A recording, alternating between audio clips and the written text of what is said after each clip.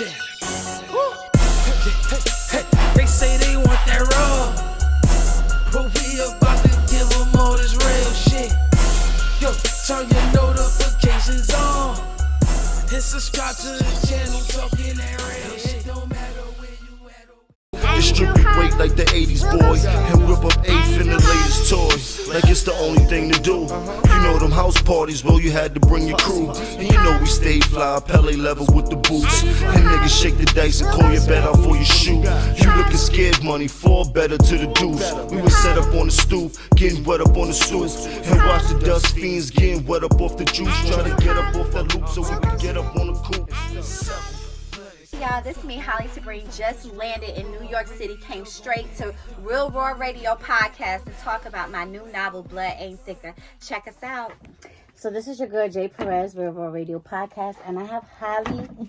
Is it Tabren or Tabren? Tabren. Tabren. Yes. I was way off. Tabren? Tabren. I like it. And Thank you. And thank you for flying out here because you took a trip. Yes. You just landed. Yes. And it's late night, and I know you guys don't know it because there's no windows, but it's late. It's like after midnight. Yes.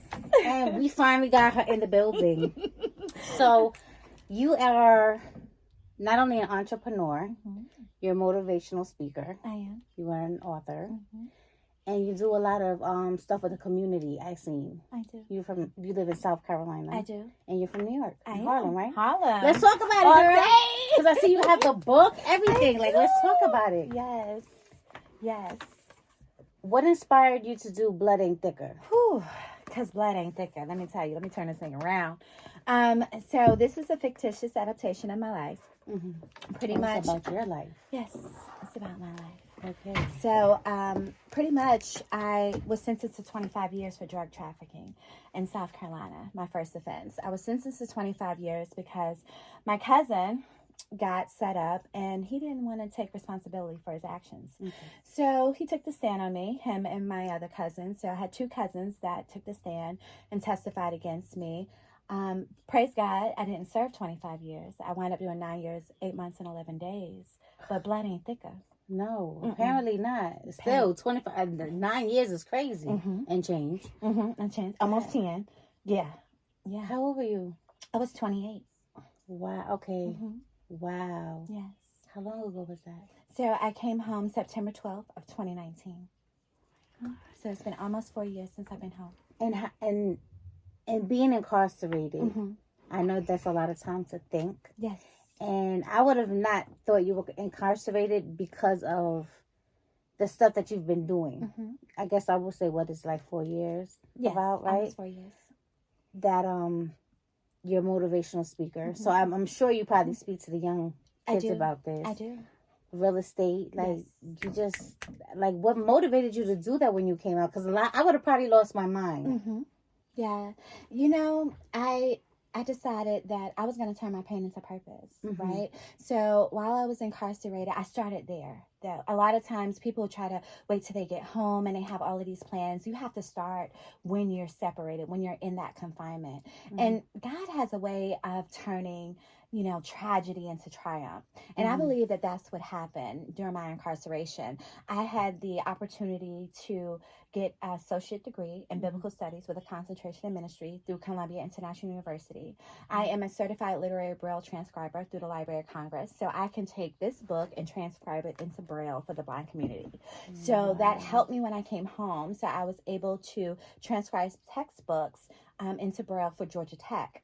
So it was contract work, and I was able to do that because I started while I was incarcerated. I started making different choices. You know, it was my choices that caused me to be caught up in a situation, because I can sit here and say, oh, my cousins betrayed me and blame them all day. But I have to take accountability for my actions and and I chose to be in that lifestyle regardless of how it went. You know, that's what caused me to get sentenced at that time. And so I said, you know what, since I chose something that cost me my freedom, I want to choose something that's going to liberate me.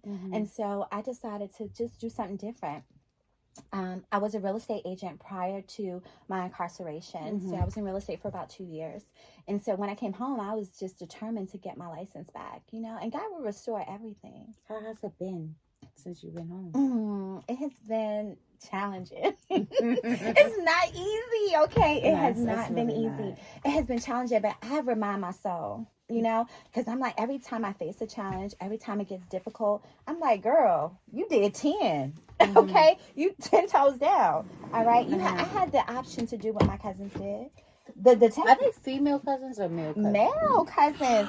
My male cousins that used to protect me. I didn't want to believe that, but in my head, I'm just like, I hope it wasn't the guys. They supposed to protect the ladies, like, they should soft. not do that. It's not, the game has changed, okay? It has. The game has changed. The streets Males have changed. are females now, and it's just different. I don't know what happened.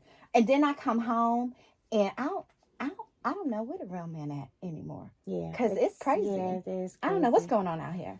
God, you got to send some new ones. You know what I mean? Please. Got to do something different. Yeah. And I know I ain't going to just beat on the guys because some of these ladies, it's crazy. It's different. It's different. It's like, I don't even know how to. The morale has changed. Yeah. What we used to consider loose and stuff. Back in the day, and really protect our bodies and just be real cautious. It's not like that. Everybody is, slutting themselves out, and it's very acceptable. It is. And the more you slut yourself out, the more you're accepted, and that's kind of like where the social media attention goes. Right. It's sad. It's so sad. It's sad, but you know what? I only have one kid. He's a boy. Thank God I don't have no Thank daughters, God. because I probably would have been in jail. I would have been fucking my daughter up if she was out there twerking like that. Definitely. I play around. And stuff like that, because I like to have fun. Yes. But, it's just, to have men really respect you. Right. And to still have that chivalry mindset where you open up the door for the woman. Right. And, like, there's nothing wrong with that. Yeah, we know equality is equality and things like that. Yeah. But you want to be treated like a woman. Exactly. Right? Exactly. I'm so sorry. It's That's okay. so sad. It's okay. Lord. Everything happens for a reason. It does. I remember when I first got my time, you go through this process called receiving an evaluation before they send you to where you're going to be serving your time. And this lady had came to the door and she said, you're not going to do the time man said you're going to do. God had to preserve you for a reason. Your story, you need to write a book is what she said to me. And she said, your testimony is going to help save other people's life. And I just, to start your time off like that, when someone telling you that, hey, it's not going to be like this, so start getting right.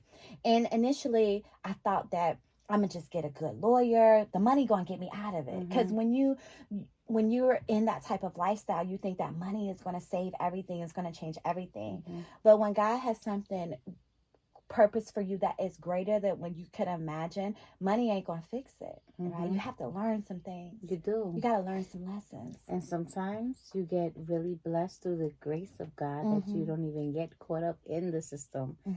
Because, right, I've been a hustler my whole life. Yes. And he saved my life. Yes. So amen. He stopped me from everything I was doing. Because I could have been dead or I could have been in jail. Right. It was either one of the two. I didn't have no other option. And then he said, hey, I'm going to make you a mom. And I'm like, okay. I stopped smoking. I'm like, oh, my God. I can't be outside. Like, I was outside. I was a street person. So, yeah. And did you start writing stuff for the book while you were incarcerated? Or I did. You did? I did. I started writing my book my 5th year of my incarceration. And then, like I told you, I went to Bible college. So I was a little convicted because, it's a little ratchet up in here. I like ratchet. And so I was think we all like ratchet, yeah, right? Yeah, we like a little ratchetness. Me But, too. I was thinking that the Lord was going to strike me down and convict me, because I'm, writing all these papers about Jesus. And so I kind of was like, I can't really write, like I need to. I can't really write my truth because my truth is violent and my truth has a little money and murder and mayhem. All of that is in that truth. And then I just stopped. But when God has a plan for you, he's not going to let it go, right? And so when I came home and I joined the church, the lady that sat next to me in church, she said to me, you're going to be an author. Because I journal when I'm in church, I take my little notes and stuff during the service. And she said to me, are you do you just journal or are you an author? And I looked at her. I'm like, well, that's a weird question in the middle of praise and worship. Mm-hmm. You know what I'm saying? Yeah. It's a little off. Mm-hmm. And so I said, you know what? My brother was just telling me, hey, God gonna understand. You need to finish that book. Like, Jesus ain't gonna be mad at you. Like, stop acting like that. He wants you to do He it. wants you to do it. She told me, you're going to be an author.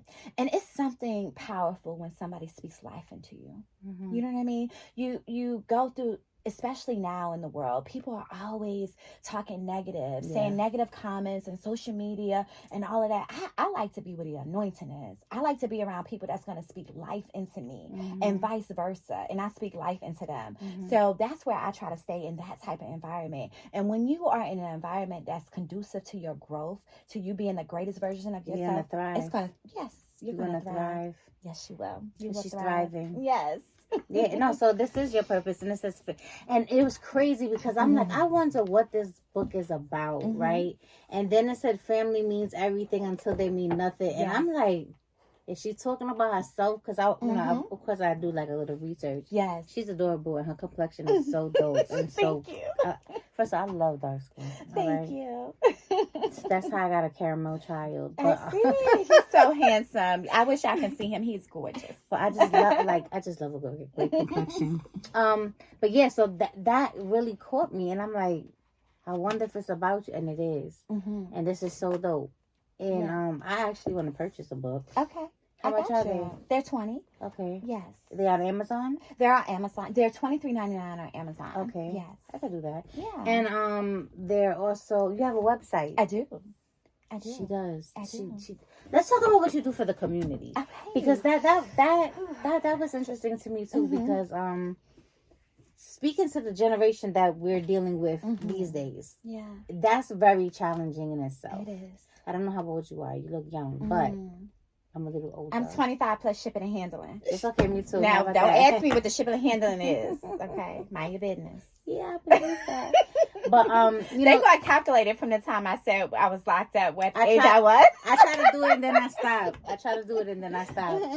But yeah, because the children are like hard. The adolescence always been hard. Adolescence always been hard, but it's the social media now, right? We have a lot of technology and a lot of gang culture, right? And that's hard. That's heartbreaking for me. It is, because it's not to say the gang. It's just the gang activities. When you get first initiated into a gang, the things that you have to do to get your stripes or whatever you guys call it or whatever. It's like you guys are not only hurting yourselves but other people, and it's just. Sometimes I don't understand why. Right. Like, why? Right. I never want to hurt nobody. Right. Unless, like, I'm trying to defend myself or my family or something. But, like, are you speaking to the children like that to help them from being incarcerated and doing things that will, get them into that position that you were in? Yeah, so I'm a mentor at DJJ, which is the Department of Juvenile Justice. And I have joined an organization called Credible Messenger, which is a national organization. And they partnered with a local organization in South Carolina called Path to Redemption. The owner of Path to Redemption had a life sentence for taking someone's life at 19. He was 19 years old. And again, he caught up in the gang violence. He was part of a gang. A drug deal kind of went sideways, and he took someone's life, and they gave him life at 19. But he started to make different choices, right? Everything is about choices, right? He began to see that, the choices that he had made prior when he was 19 or younger got him in this situation. And I noticed talking to these young men that a lot of times something happens in their life. Someone who's near and dear to them is taken from them. The people that's supposed to love them, and nurture them and take care of them don't. Their stories are very tragic. Not all of them, though. Not all of them. Some of them come from really good families. Yeah, I know. And it's like, that, what? Like, their parents are supporting. It's just like, how did you get caught up in that? How did you get here? But so when I got this when I got the phone call for the opportunity, and just getting the opportunity, I need to tell you the power of social currency, right? Because everybody's always talking about getting to the bag, get into the bag and ruining relationships to do so. Like you will betray somebody, you're disloyal, you'll cut throats, you'll snitch, you'll do anything to get to the bag. When understanding that the most valuable asset that you can have is developing relationships. Yep. Social currency. Developing strong, genuine, quality relationships will get you anywhere you need to go. Right? Remember I told you I met the lady at church that told me I was going to be an author, right? She invited me to a sponsorship gala. And I'm a part of an organization called the Columbia Writers Alliance, which she is the proprietor of. So they had a sponsorship gala where they were giving away 3 $1,000 sponsorships to children who won an essay competition, about their experiences going to school and dealing with this gun violence and dealing with gangs and all of this stuff. And so at that sponsorship gala, I met a grant writer and someone who, she's into all kinds of stuff. She invited me to the National League of Women Voters Christmas party. Just a few years ago, I couldn't even vote. Now I'm at the National League of Women Voters Christmas party where all kind of politicians and governors and people I never rubbed shoulders with. It was an amazing experience. At that event, I met a doctor. The doctor, we spoke and I was able to give her some great information that she needed for a company that she was developing and vice versa. And so she calls me up a couple of days later. She says, something came across my desk that I really feel like would be value to you. It was the Credible Messenger opportunity at DJJ through Path to Redemption. So I found out Lester Young's information and I contacted him and told him I was interested in the Credible Messenger opportunity. So he says to me, how did you even find out about it? Yeah, I got connections. I got the plug. You know what I'm saying? Shout out to Jesus. That's right. Social currency. All right. And it all started at church, right? And so I was able to get this opportunity. So I mentor young men, some as young as 14 years old. Up until 18, I think the oldest one is probably 19 that have been there, and they have some serious charges. Some of them in there for murder. Some of them have juvenile life. Some of them are going like as soon as they get 18, they're getting shipped to SCDC, which is the South Carolina Department of Corrections with the grown men. And it's so sad because what I've noticed is a lot of these young men have co-defendants that are grown men. And they get the kids to do it because right. This is like what I kind of said. And when people get initiated to gangs, from what I know of my understanding of it is, like the people that get the younger ones, they're the ones that really have to put in the work. Right. And it's like the older people are putting these children that are really looking for love and some type of to belong, big brother or something, right?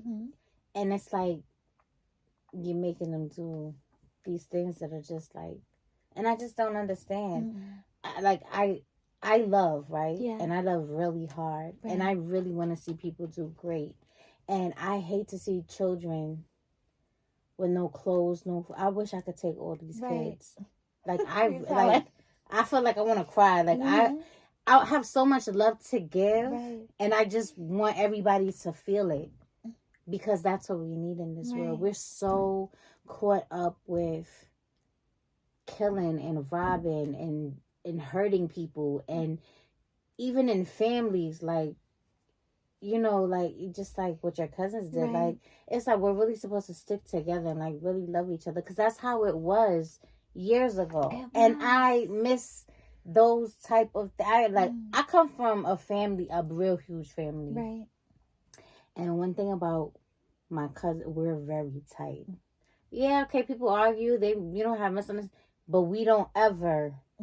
stop fucking with each other. Right. And we're all over the place. We're in Puerto Rico, Florida, Ohio. Like, we're all over, and we still try to come together, have like little reunions, or just like have everybody come to. And those are the things that I feel is really missing more in today's society. Right. And you know what? When you said that, like, my heart just broke, because that was one of the hardest parts about this situation, was that I have such a huge family, and we were so close, right? We used to have family reunions every year. I've been coming to South Carolina ever since I was a little girl in New York. So we would have, one year we'll have the family reunion in South Carolina, and one year they'll all come up to New York, you know? And so we just did this ever since I was young. And I love my cousins. Like, you know, I grew up with nothing but boys. And I think that's a lot of reasons why I got caught up in a lot of situations, because there were no girls my age. So I just always hung around my male cousins.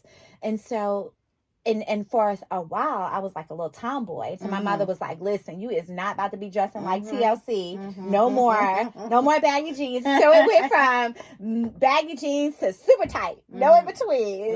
She was like, could you just loosen it up a little bit? Like, nah, that's what you asked for. And so when this situation happened, it ripped our family apart. People chose sides.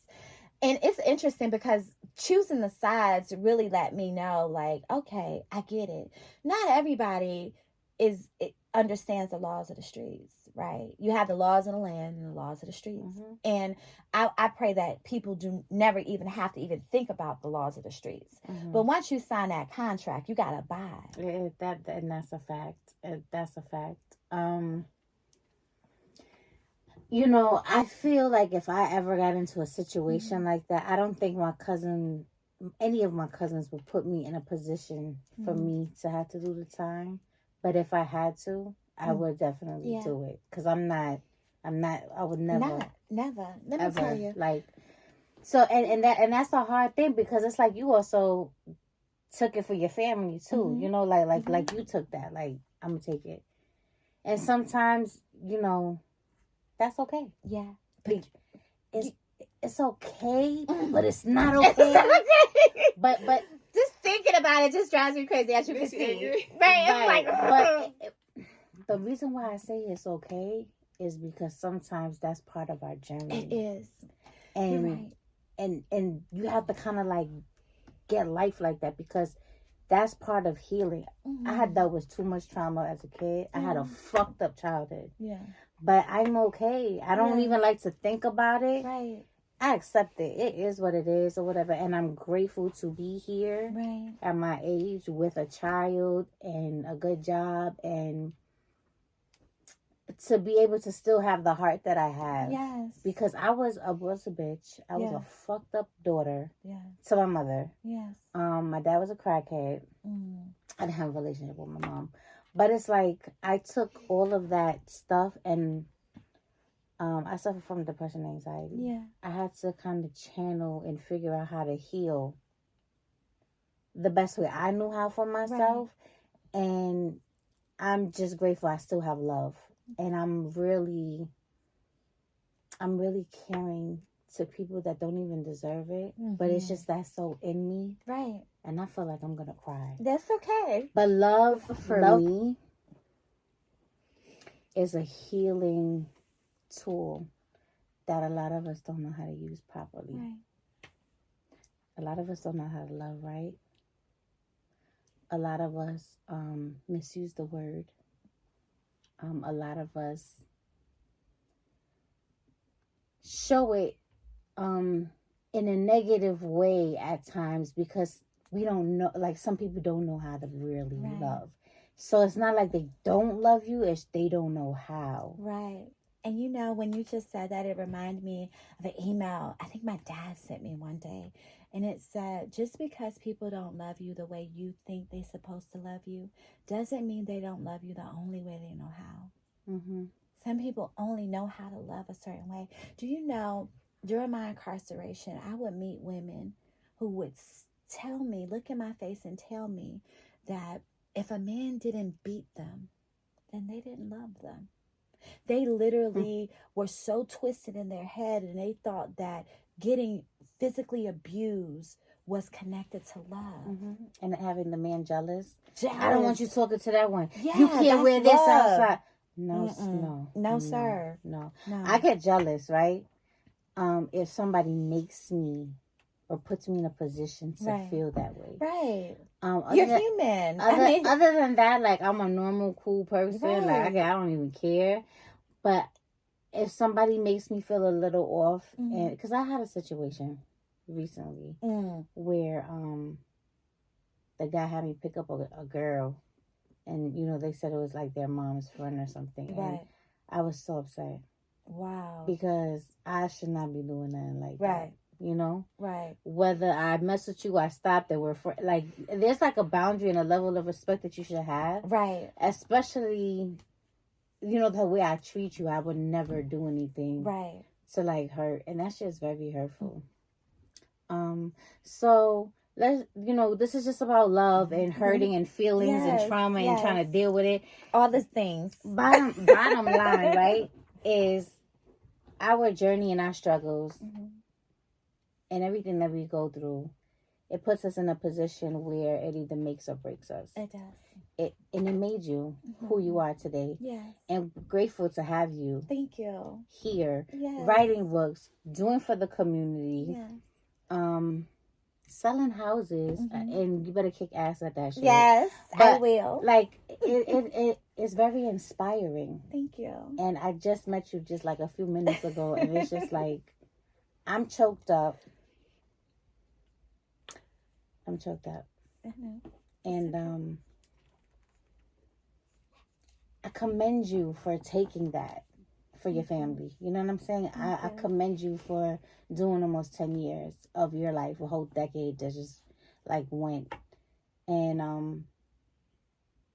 I'm grateful for how you turned out and how you took that and you made it to what you are. Yes. We need more people like you. Thank you. Okay? Yes. And if you could just help and whatever your words can do for these young kids, I will support you in any which way. And I'm over here, but like, we really just need to love more. Yes. And we just need more positive people and influences and stuff like that.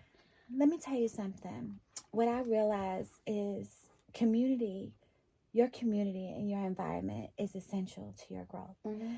And so when I came home, I was so disappointed because when I came home, I've done a decade, pretty much. And there were so many people that were just doing the same thing. They got the newest designer this or designer that. Everything is so superficial nowadays. Everything's a Mary. These superficial like everything, seductions is ridiculous. Mary Jean, listen, sweetheart. I promise you, I wear a $20 outfit and kill it, all right? Listen. But what's inside is priceless. $1 million, okay? Now, I do like some designer, too. Like, let's not get it twisted. I like designer, too. I do. But I can switch it out. I can do anything. But that's not my life. That's not my life. No. But and when I seen how the world was, I was just like, wow, because I meet some beautiful women outside or whatever, but their heart is terrible. Like the things they say out their mouth, how they talk to in relationships or whatever. Even I was just at JDC, which is another institution not too far from the main institution where I work at. So I go over there because they have a group of girls there. And so I go visit the girls every now and then. And so just watching the girls, and sometimes they get to see the guys like through the thing, and they're talking to each other.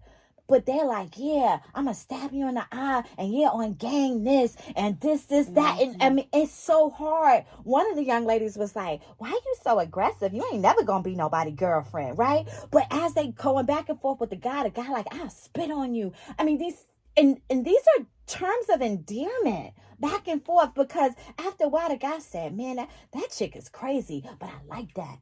Yeah, some people like that. I was shocked. Like, and stuff. What? I mean, I'm not gonna lie. I have an addiction to gangster. I have an addiction to street guys. I do, because I grew up in the street, so it's like something that I've always been linked to. But there's a separation, because you could be that, but still be a good person. You could still be a stand-up man. Still be about your business, your family. Like there's where I've dealt with so many different relationships where they were gang members. Right. Even I had a girlfriend for 2.5 years. Yeah. She was a bloodette. So it's like, I just been very drawn. My son's father is not gang affiliated or nothing. At all. Right. So I'm grateful for that part. Right. That's right. But sometimes we are attracted to what we like or whatever. Yeah. But I would never dare tell someone, I'm gonna stab you in the eye. No. Yeah. No, that's not cute. I want to love you. I want to treat you good. I want you to love me and treat me good. I don't want no stabbing. No stabbing. No, be gentle. And no soft spitting. life over here. Yeah, I'm a soft, delicate soul. That's right. And so for me, with a bad temper. Yeah. I can't get it popping now. We just try to feed the good side. Right. Too old. Even when I came home, like you said, like addicted to a certain type of guy or whatever, because that's kind of like what you're used to. And so for me, I knew I kind of wanted something different, but I felt like the only type of guys that would really understand me and understand my story was someone who went through what I went through. Because it's so crazy that when I came home, all type of like politicians, government officials, like FBI, U.S. Marshals would try to talk to me. And I'm like, soon as they run my name, I will ruin their life. Because it's like a lot of times, you know, when you're in certain positions, some people, the people that you're connected to, their history and their story can sometimes affect you. So I would find myself not feeling worthy, you know, to be in certain rooms or certain environments, because I felt like I didn't have any value to offer. I feel like people wouldn't understand me. I felt like my tribe was just, you know, people that have had the experiences that I have. But then I learned that's not true, right? There's so many people that have had similar experience that you have. It's that they just never told anybody. There's so many people who kept that under wraps, that got their records sealed, that went through all of that, and they don't talk about that because of their embarrassment. So I decided to own my truth, because there's so many women that I was locked up with that came home and went backwards, right? They didn't grow, or they're stagnant, or they're still doing a lot of the same things. And I want them to know that everything that they need to be the greatest version of themselves is already inside of them. And a lot of times we don't understand that. We're looking for somebody to come save us. We're looking for somebody to give us a handout. Savior. Like, right? You do look like you could be with a doctor, though. A doctor? A doctor. Or a lawyer. You know, listen, she don't need a lawyer no more. I'm just saying, though. But when I seen you, I could, you have like a specific type of stature to yourself, you know? Really? Yeah. Okay. I could see you in a room with politicians and stuff. You remind me of something like a TV show where, you know, the politicians, it was on Netflix. She was a little, not a criminal, I would say, but the mayor fell in love with her, and she was a little crooked or whatever, and everybody knew like her secrets, and he still loved on her. Regardless. Yes. Regardless. Yes. Remind me of. But when I came home, I went to, you know, when you come home, it's like you want to do everything. You want to, you have this whole list of things you want to do. So I had some friends that were associates. Sorry. Understand, when you go through some things, you learn the difference between friends and associates. So there were some associates that I knew that were going to Cabo. And I kept hearing about Cabo so much while I was locked up. And I'm like, dang, I want to go to Cabo. Then I just, for some reason, I was drawn to financial literacy, like podcasts and things like that, and I started watching them, and I came across EYL University, and they were having an event called Invest Fest. It was the first of its kind, and it was going to be in Atlanta on the eve of Martin Luther King's I Have a Dream speech. So I was like, wow, that seems so cool. Like, I've never heard of an investment, a financial literacy conference. I was like, I want to go, you know? And so I was trying to call people, like, let's go to this financial literacy conference. I'm hyping it up, and this person going to be there. We talk about stocks and cryptocurrency and investments and Forex, all of this great stuff. And nobody thought that was cool. Like, nobody was excited like me. I went dolo. It's okay. I did my time by myself. I'll go to conferences by myself. I hear that. I go to meetings by myself. I take flights by myself. What's your birthday? July 6th. Oh, she's a Cancer. I'm a Cancer. And sometimes you just got to do it by yourself. You know? And then once you build something or whatever, because now, even as, you know, things are happening, now people are contacting me all, you know, like crazy. They want information. They want to work with me. Now it got to cost you, because now my time, Yesterday's price is not today's price. I get it. When I tried to put you on, when I was trying to take you with me, let's go here, let's learn together. Because you might catch something that I don't catch, and we could put our minds together. That's the whole purpose. But nobody don't want to do that. They want you to go do all the work, and then they want to come through and just, get something on the back end. Or they see you start something, then they want to like, oh yeah, now we could do this. No, I don't. That's not what I originally did this for. So we're not gonna change it. You can just go that way, and I'll stay this way. Yeah. But at Invest Fest, girl, there were 4,000 people that looked like you and me, and you know what conversations they were having? They was talking about how they was sad because they only made $30-something thousand in a day.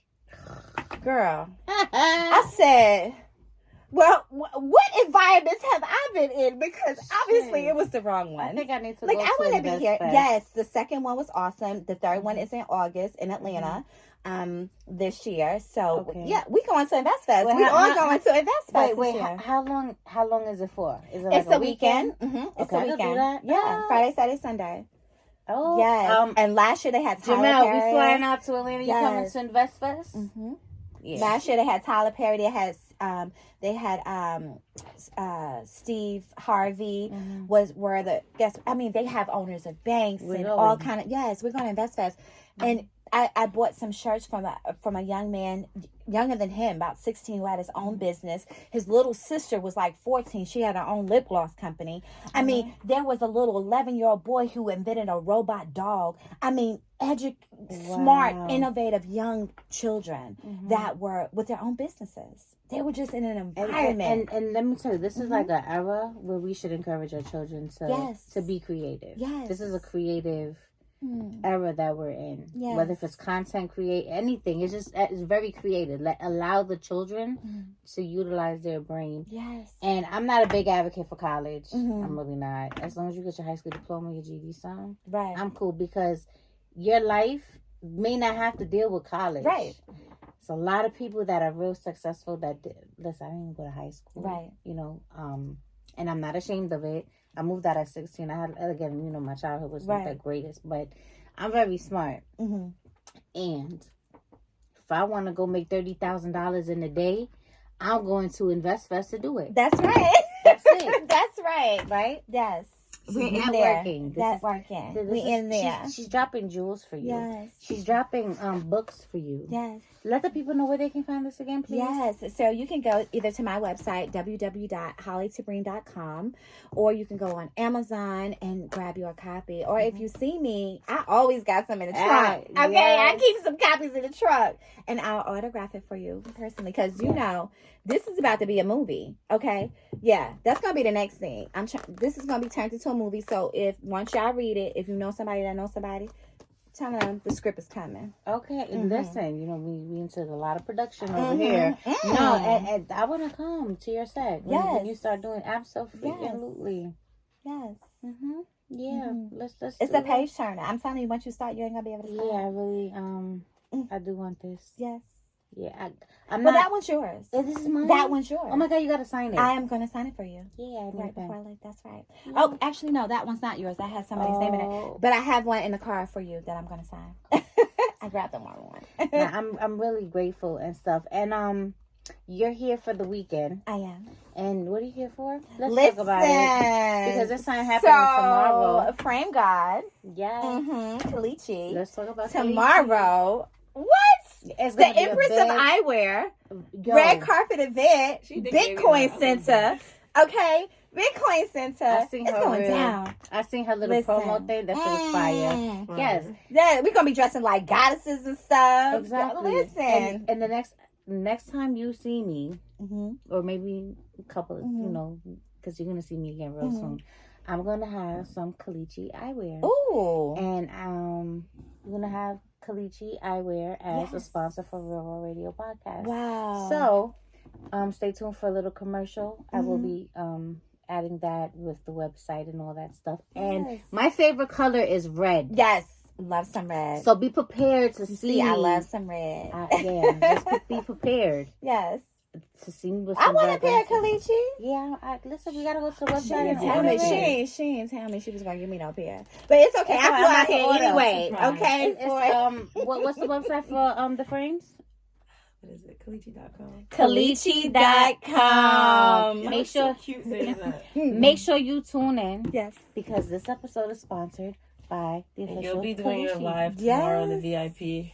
Yes. So, And I'll be back. I gotta come back because this got a part 2. Oh yeah, And I'm working on it. Listen, this about the author.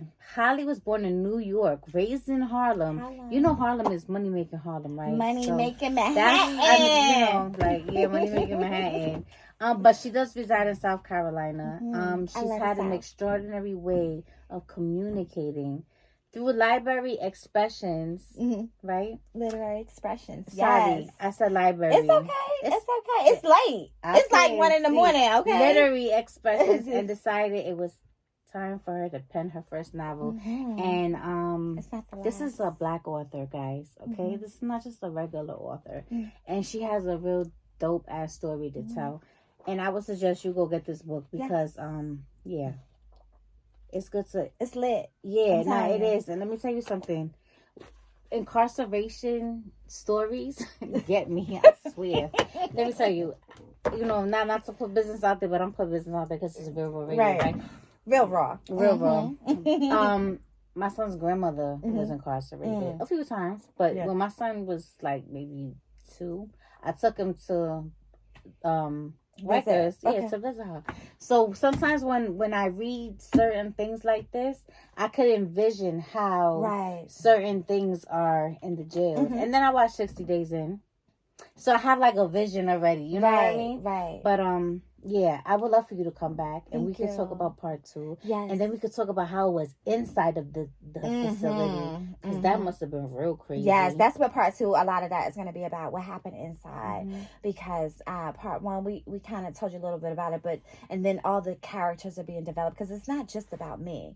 It's people that I encountered throughout my journey. And when I tell you everybody got a story, these characters in here got a story. That's going to keep you on your toes. And we like stories. Yes. Because we're human. And we all go through the same shit in different ways, pretty much, right? Heartbreak, love, right?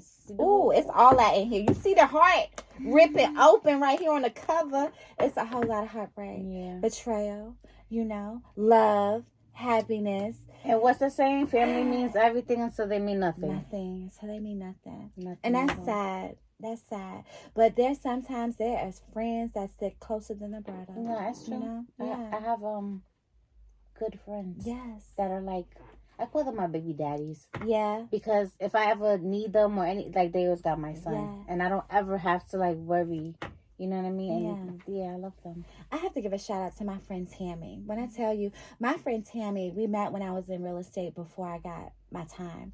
And my friend Tammy is a square. Total opposite of me. Right. She don't know nothing about no street, no nothing. Literally, like we met in real estate. Total opposite. She is square. Like when my brother called her and told her I got 25 years for trafficking, she couldn't imagine what I could have been doing on that highway to get 25 years for a traffic ticket.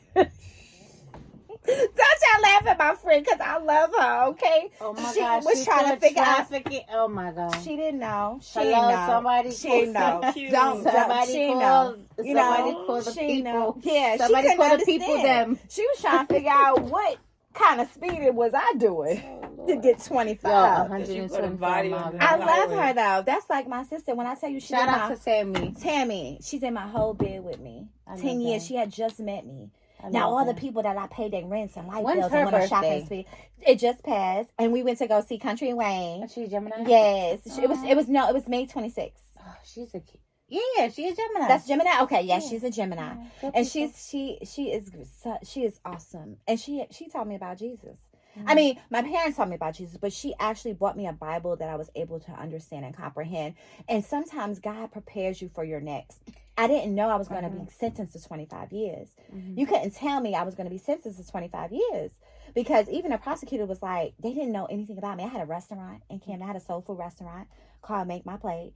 I was a businesswoman. Yes, Make My Plate. So you can cook? I do. Okay, good. Because when I come visit, we're going to have some. Girl, you got to come visit. I love me some food. Yes. So, Make My Plate. And so I was just a business owner. I was on the low, and when the incident happened, when I went through my PCR, which is post-conviction relief, which is what you file after you've already been sentenced. Mm-hmm. And so what happens is once you get awarded that and you get a new trial, they have to talk about how everything happened, how your whole case was built up. And when I tell you, I was shocked, because even the person that set up my cousin, he was like a well-known big-time gangster. Is this kind of like Rico type shit? Not necessarily Rico. It's pretty much like, because like Rico law, that's more like dealing with like money laundering and right, those kind of different situations within it. This narcotics? Yes, strictly narcotics. It was just, it pretty much someone got set up by someone else, right? They decided that they didn't want to take responsibility for their actions, so they set up someone. That person decided they didn't want to take responsibility for their actions, so they set up 3 people.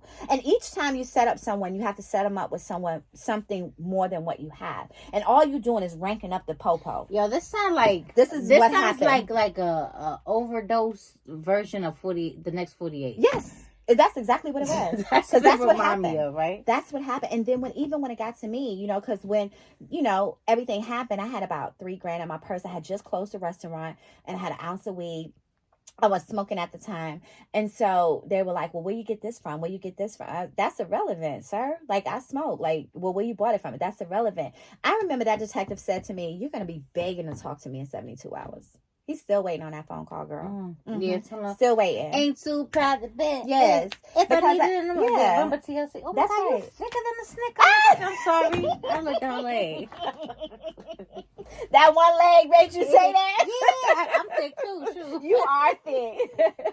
But yes, so it was just crazy how everything gets revealed. You know what I mean? When you go through your whole PCR process and you find out that there are a lot of people that not who they claim to be. And I be trying to tell people, be careful. I talk to my young man all the time. Like, you keep thinking that you rolling with your homeboy and they so gangster and this, that, and the third. When the guns is out their hands, they're not. Yeah, so they're no more. When they behind them locked doors, you know how many young men out here crying, screaming. They get jumped. It's no fair ones. You try to shoot around with somebody, it's not happening. And then they push you into the cell and fuck you up like a whole button. It's sick. Crazy. It's sick. Even with the juveniles. And the COs be doing mad like.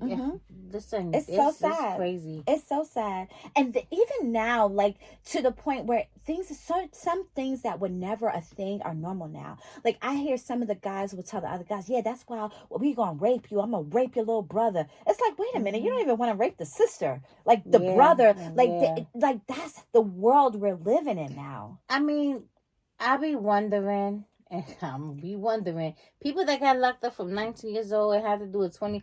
I think you have to dip in something or someone dips in you. A lot of them do. Nobody that comes out is going to tell me, no, I jerked my dick the whole time. No. Now, sometimes a lot of them have relationships with COs. Okay. Oh, yeah. Okay. Yeah, a lot of that. Even the juveniles. Even these babies. Listen, okay? These who grown like women. Them young? I like them young. No, I'm sorry. Yeah. Not that young. Not that young. Not that young. They have to be at least like 30 and above. Yeah. Like, these kids are 16, 17. Now they stocky, they look like grown men, handsome, but they're kids. And these grown women be having babies by them, fighting over them. Officers fighting over kids. This world is sick. Okay. No, I just want to make money and travel the world. Right? Like, That's what's disgusting. wrong with people? They be really putting their shit on the line like that, like they jobs. Yeah, no, they do. One officer got pregnant by a juvenile. That's crazy. You saw the teachers, the white ones. And listen, let me tell you something. And a lot of it is because these little juveniles got some money. They be having a little bit of change. Well, what these young ladies consider money. You know what I mean? You got to understand what, certain ones of their salaries or whatever. It's like a lot of times, they offer a little extra couple $100, and they just go for it. Go do They'll Lyft. go for it. Yeah. Get another go job. Do Uber. It's the car. They want the easy way out. Yeah, People be wanting the easy way out. Nobody don't want to work hard no more. Ain't nobody trying to put in no work. I prefer to put in work because I feel better. It's a reward. I know. Myself. It's so much more rewarding. Oh my gosh. Yeah, and then other people, you get to show other people. And I just want other women that's been in my situation to understand that they can change their story. Like, Like, you are the author of your story. And at any point, you can change how it ends, right? Change the narrative. Yes, you change the narrative. You can change your story at any time. And it's not going to be easy. It's not. But the more you start to work at changing your story, the easier it gets. The easier it gets. And sometimes I thought to myself, like, people always say, like, after you do it so many times or you continue to do certain things get easier. I wonder if it's because you get stronger in certain areas that at one point seemed stressful is a breeze now, right? And that's and if you understand, it's because you're building a muscle, and that's what's going to make it easier. You'll start working out more. Yo, I like that. I like that whole. Just keep working out more. Yeah.